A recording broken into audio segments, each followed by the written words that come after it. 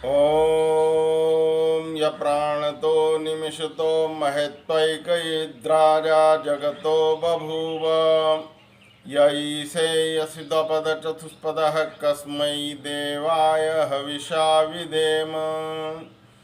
तूने अपनी अनुपम माया से जग ज्योति जगाई है, मनुज और पशुओं को रच कर निज महिमा प्रगटाई है।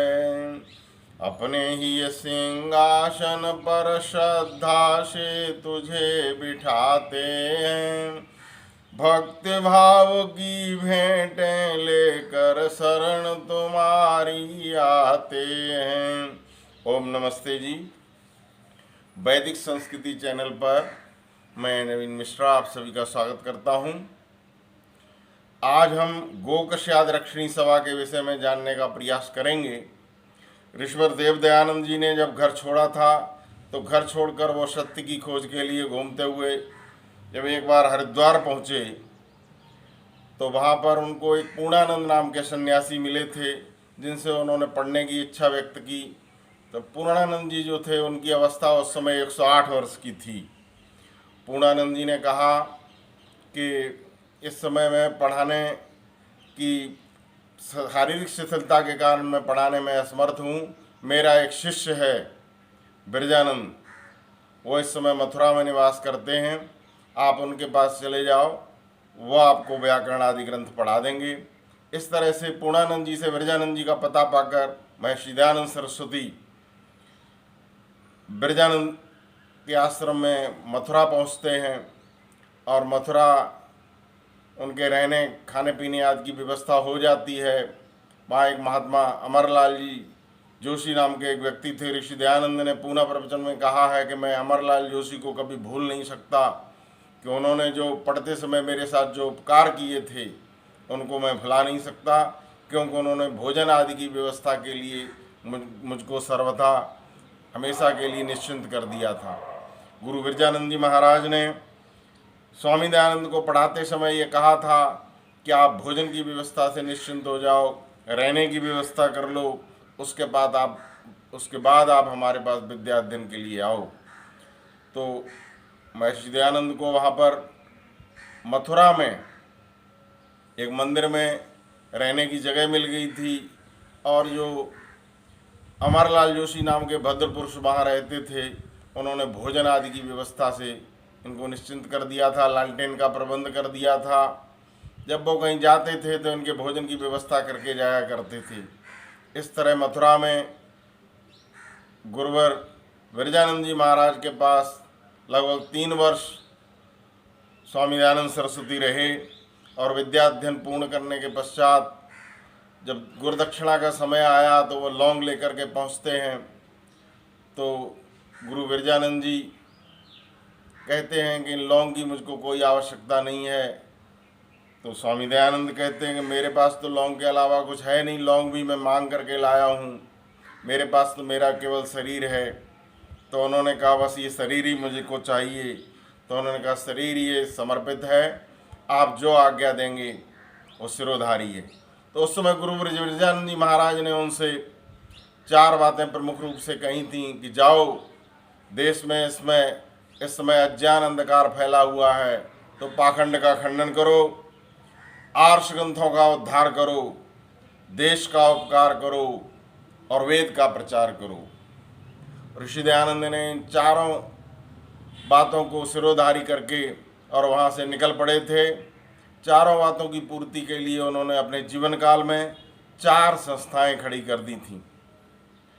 आर्ष ग्रंथों के उद्धार के लिए उन्होंने जिस समय गंगा के किनारे घूम रहे थे, फर्रुखाबाद, मिर्ज़ापुर आदि स्थानों पर गुरुकुलों की स्थापना की,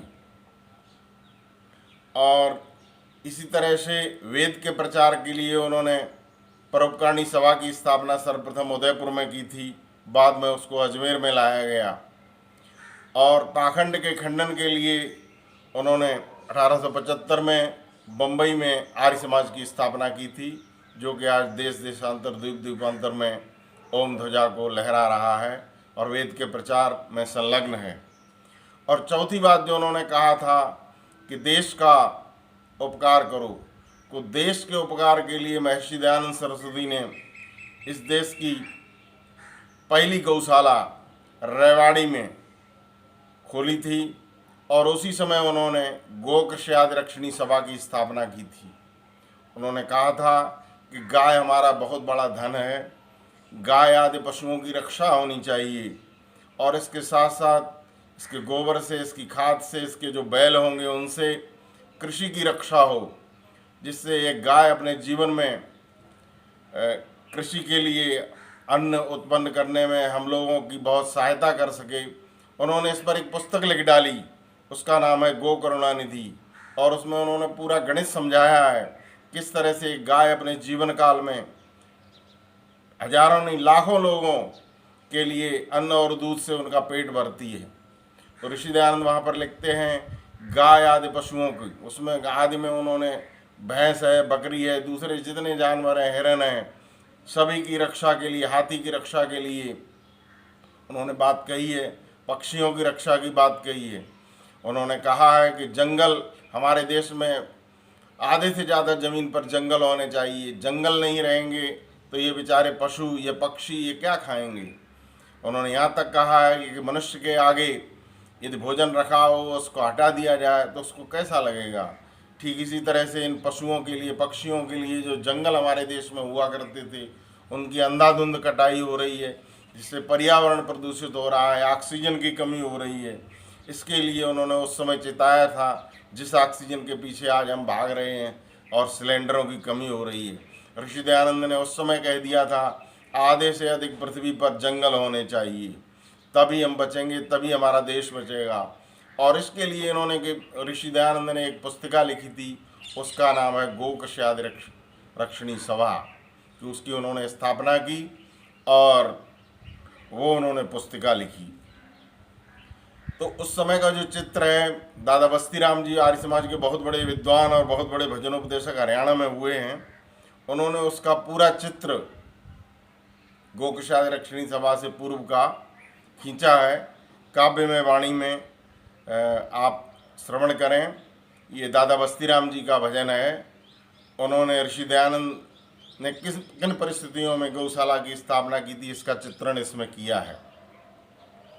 वो लिखते हैं, एक दिन जाथे धुन अपनी में, रोती मिल गई गाय बनी में। एक दिन महर्षि दयानंद सरस्वती अपनी ध्वनि में जा रहे थे और गाय की दुर्दशा देखी, तो कहते हैं, एक दिन जाते धुन अपनी में, रोती मिल गई गाय बनी में। पूछा तुम क्यों रोई माता, तुम तो सर्व जगत सुखदाता। पूछा तुम क्यों रोई माता, तुम तो सर्व जगत सुखदाता। गौ नहीं बोल सके थी वाणी, टप टप गिरे नेत्र से पानी। गाय बेचारी रो रही थी, दुर्दशा गाय की जैसी आज है वैसी उस समय थी। गौ नहीं बोल सके थी वाणी, टप टप गिरे नेत्र से पानी। मन में कहन लगी रे दंडी, हमको दे दुख लोग घमंडी। हमारा दुख जाए नहीं बरना, हमको बिना मौत होए मरना।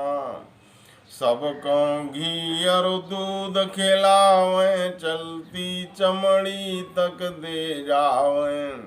सबको घी और दूध खिलावे, चलती चमड़ी तक दे जावे। दें घी दूध और तृण खावे, हमरे जाए अन्न कमावे। दें घी दूध और तृण खावे, हमरे जाए अन्न कमावे। फिर भी नेक दया नहीं आई, हर ले प्राण तक अन्यायी।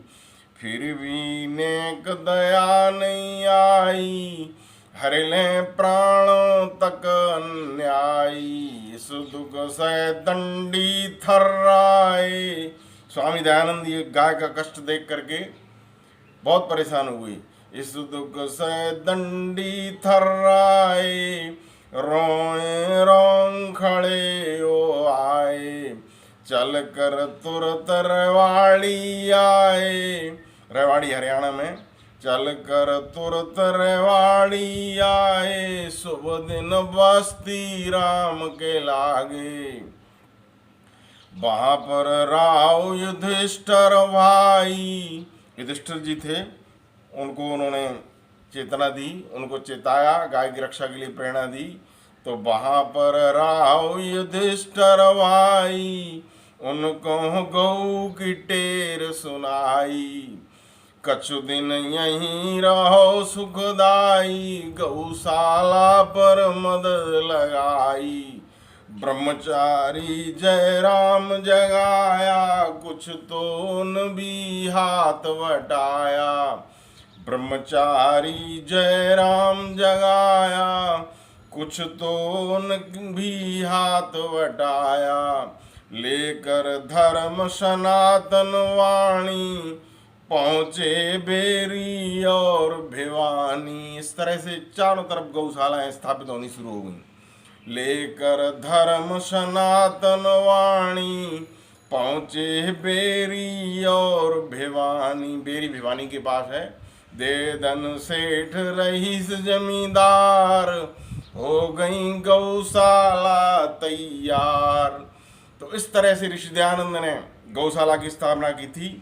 आर्य समाज को इस बात का गौरव प्राप्त है कि इस देश में पहली गौशाला यदि किसी ने खोली है तो वो महर्षि दयानंद सरस्वती ने सर्वप्रथम रेवाड़ी में खोली थी। और उस समय उन्होंने गोकशाद रक्षणी सभा की स्थापना की। तो आइए हम सब लोग ये प्रतिज्ञा करें कि गाय की रक्षा करेंगे। गाय की रक्षा कैसे होगी? गाय पालन से होगी, गौशालाओं की रक्षा से होगी। गाय जिस समय दूध देना बंद कर देती है उस समय कसाईयों को नहीं दें, उसको कसाईयों को नहीं बेचें। गाय की रक्षा करें, बैल की रक्षा करें। वो पहले हमारे देश में बैलों से और खेती की जाती थी। उस समय इस आज के समय जैसी प्रलय अवस्था नहीं थी, सब लोग सुखी थे। तो ऋषि दयानंद कहते हैं कि जितने भी जानवर हैं, हिरन हैं, यहाँ तक कि उन्होंने बकरी का जो बच्चा बकरा होता है उसकी भी रक्षा की बात की है। उन्होंने कहा ये बकरे भी बोझा ढोने के काम में ले सकते हो, किसी भी प्राणी को मारना नहीं है, उसके ऊपर गर्दन पर छुरी नहीं चलानी है। ये ऋषि दयानंद ने पशु पक्षियों, उन्होंने कहा पक्षियों का भी हम उपयोग कर सकते हैं। तो गाय सबसे उपयोगी है, गाय का दूध सर्वोत्तम माना गया है। तो आइए हम गाय की रक्षा करें। गाय की रक्षा किस तरह से होगी? हम गाय पालें, नहीं पाल सकते हैं तो केवल गाय का दूध पिएं। यदि गाय के दूध की मांग बढ़ेगी तो लोग गाय पालना शुरू करेंगे, मांग ही नहीं होगी तो गाय कौन पालेगा?